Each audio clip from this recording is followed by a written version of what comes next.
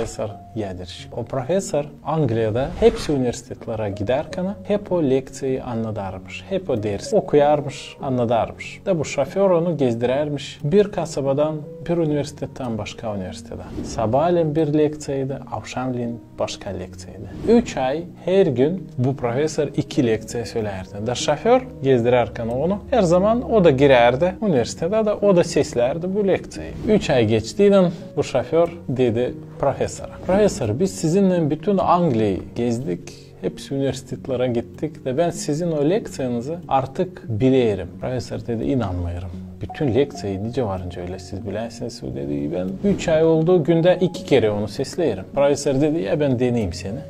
Bu laftan sonra ne ben söylerim? Bu ideyeden sonra ne söylerim? Şoför söyler. Ya ben sonuçta ne çıkışları yaparım ya söyler. Şoför doğru söyler her şeyi. Profesör şaştı dedi. İnanılmaz. Peki ben artık bıktım. Yoruldum. 3 ay her gün hep o leksiyayı söylemeye. Şimdi biz Bitki Üniversitede gideriz. Oxford Üniversitede olacak. Ya bir şaka yapalım, değişelim yerlerimizi. Sen benim yerime profesör olacaksın. Ben de olacağım şoför. Ben beğenirim arabayı sürmeye. Anlaştılar. Değişildiler. Kıyafetlerini, rubalarını değiştiler. Profesör oldu şoför. Şoför de oldu profesör. Üniversitede geldiler. O akşam çok student hem başka profesörler toplandılar. Bu şoför çıktı sahneye. Söyledi 2 saatlik bir güzel bir leksiya, derin, zor ideyaları her şeyi pek iyi, güzel açıkladı. Hepsi studentler, profesörler Oxford'da kalkıp onu methederler ama sonra rektör çıktı sahneye de dedi. Şimdi bugünü başarır kendi leksiyalarını bu profesör. Bu akşam olacak başka türlü. Biz soruş vereceğiz bu profesöre. Şimdi zaman soruş olsun. Profesör da cevap verecek. Bundan sonra biter bu leksiyalar. O zaman bir Oxford'un profesörü kalktı. Tecrübeli böyle büyük bir adam da dedi. Ben de var böyle bir soruş siz de öyle söylediniz de ben anlamadım. Neden böyle çıkışlar buna getirirler? Bir zor bir filosofiya sorusunu verdi. O zaman bu şoför sesleyip söyledi.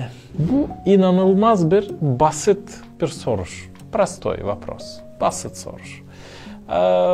O kadar adam bu kolay ilin bir soruş. Hani benim şoförüm de cevap verebilecek bu soruşa.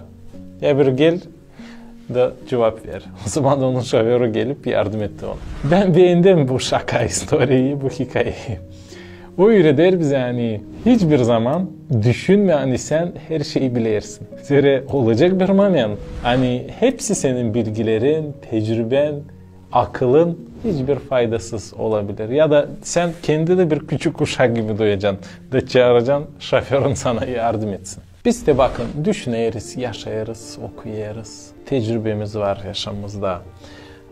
Da bize gelir hani biz biliriz her şey ne bize lazım. Nice para kazanma, nice yaşama, nice işleme, nice insanlarla doğru yaşama, güzel rahatlıkta. Ama olur işler açan bizim tecrübemiz, bizim akılımız bize yardım etmiyor. Faydasız olur. Biz bir şey yapamayız. O zaman ne yapalım? Eğer yoksaydı inan, İsus Hristos'a.